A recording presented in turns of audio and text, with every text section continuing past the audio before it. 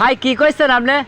কিরা আপনি ও ভাই এর খুঁড়ছেন কেন নেয়া জুড়ি আমি খুঁড়ছেন কেন? ও খুরসি কি করতি? হ্যাঁ এই কথা বাবু আজকে বুঝ শুনেন, খুরসি এখন বাপ মা একদম ভাই অসল হয়ে গেছে, একদম ঝুড়ি ছাড়া।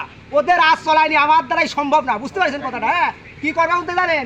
খাড়া করি মাটি দিতে হবো, গোপনে পুঁতি থবো। আর চলাতে পারছিনি, জায়গা জমিটা ছিল ছাইনি দিয়েছি, ও কোনো ব্যাপার না। এগুলো টানার দায়িত্বে আসি মাটি দিতে হই।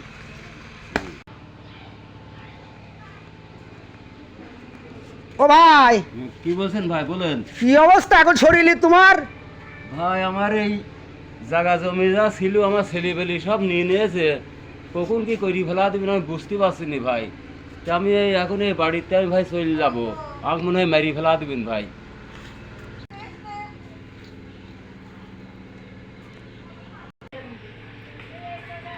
কোন বাবা আমি এই চলে যাচ্ছি। চলে যাচ্ছে, এখানে থাও, এটা থেকে এটা থাও।